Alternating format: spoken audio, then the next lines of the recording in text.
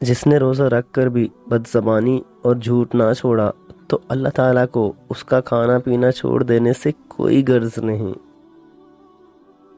نبی کریم صلی اللہ علیہ وآلہ وسلم نے عورتوں کو خبردار فرمایا، اے عورتوں کی جماعت، صدقہ کرو کیونکہ میں نے اہل جہنم میں تمہاری اکثریت دیکھی ہے۔ عورتوں نے پوچھا، اے اللہ کے رسول صلی اللہ علیہ وآلہ وسلم، اس کثرت کا سبب کیا ہے؟ رسول اللہ صلی اللہ علیہ وسلم نے فرمایا، تم باکثرت لعنت ملامت کرتی ہو اور خاوند کی نافرمانی کرتی ہو۔ میں نے تم جیسی کم عقل اور دین کم رکھنے والیوں سے بڑھ کر عقل مند اور دور اندیش آدمی کی عقل لے جانے والا کسی کو نہیں پایا۔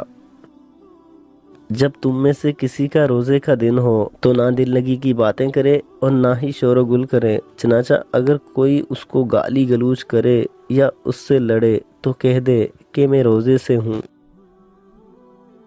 حضور پاک صلی اللہ علیہ وآلہ وسلم نے فرمایا، بد نصیب ہے وہ شخص جو والدین کی خدمت کر کے ان کی دعا نہیں لیتا اور لوگوں سے کہتا پھرتا ہے میرے لیے دعا کرنا۔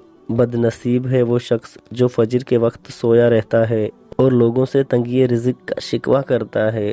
بد نصیب ہے وہ شخص جو عشاء کی نماز نہیں پڑھتا اور دعاؤں میں پرسکون نیند تلاش کرتا ہے۔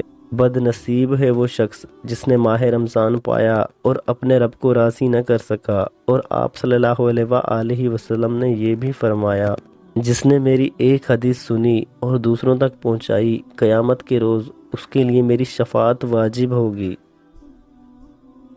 روزہ کھانا پینا چھوڑ دینے کا نام نہیں ہے، بلکہ روزہ ہر اس چیز کو ترک کر دینا ہے جو اللہ کو ناپسند ہو۔ حضور اکرم صلی اللہ علیہ وآلہ وسلم نے فرمایا، جب رمضان کا مہینہ آتا ہے تو جنت کے دروازے کھول دیے جاتے ہیں، جہنم کے دروازے بند کر دیے جاتے ہیں، جبکہ شیاطین زنجیروں میں جکڑ دیا جاتا ہے۔ ایک دعا جو حضرت جبریل علیہ السلام نے مانگی اور جس پر نبی پاک صلی اللہ علیہ وآلہ وسلم نے آمین کہا، ہلاک ہو جائے وہ شخص جس نے رمضان المبارک کو پایا پھر بھی اس کی مغفرت نہ ہوئی۔ اے میرے رب، مجھے بخش دے، مجھ پر رحم فرما، تو سب سے بہترین رحم فرمانے والا ہے۔ رسول اکرم صلی اللہ علیہ وآلہ وسلم نے فرمایا، روزہ دار کو دو خوشیاں حاصل ہوتی ہیں، ایک اس وقت جب وہ افطار کرتا ہے تو خوشی محسوس کرتا ہے، اور دوسری جب وہ اپنے رب سے ملاقات کرے گا تو روزے کا ثواب دیکھ کر خوش ہو جائے گا۔ رسول پاک صلی اللہ علیہ وآلہ وسلم نے فرمایا، اسلام کی بنیاد 5 چیزوں پر قائم کی گئی۔ اول، گواہی دینا کہ اللہ تعالیٰ کے سوا کوئی معبود نہیں، اور بے شک حضرت محمد صلی اللہ علیہ وآلہ وسلم اللہ کے سچے رسول ہیں، اور نماز قائم کرنا اور زکوٰۃ ادا کرنا اور حج کرنا اور رمضان المبارک کے روزے رکھنا۔ فرمان مصطفیٰ صلی اللہ علیہ وآلہ وسلم ہے، جس نے رمضان کی راتوں میں قیام کیا حالت ایمان میں اور حصول ثواب کے لیے، تو اس کے گزشتہ سال کے سارے گناہ معاف کر دیے جائیں گے۔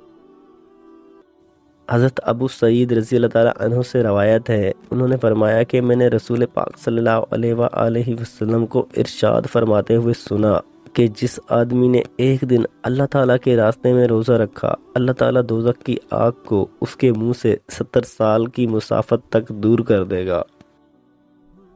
حضرت ابو ہریرہ رضی اللہ تعالیٰ عنہ سے روایت ہے کہ رسول اللہ صلی اللہ علیہ وآلہ وسلم نے فرمایا، روزہ ایک ڈھال ہے، اس لیے روزہ دار نہ بیہودہ گوئی کرے اور نہ ہی جاہلانہ افعال۔ حضرت ابو ہریرہ رضی اللہ تعالیٰ عنہ سے روایت ہے کہ رسول اللہ صلی اللہ علیہ وآلہ وسلم نے فرمایا، روزہ میرے لیے اور میں ہی اس کا بدلہ دوں گا، اس میں دوسری نیکیوں کا ثواب اصل نیکی کے 10 گنا ہوتا ہے۔ نبی اکرم صلی اللہ علیہ وآلہ وسلم نے فرمایا، سحری کھایا کرو کیونکہ سحری کے کھانے میں برکت ہوتی ہے، اور یقیناً اللہ اور اس کے فرشتے سحری کھانے والوں پر درود بھیجتے ہیں۔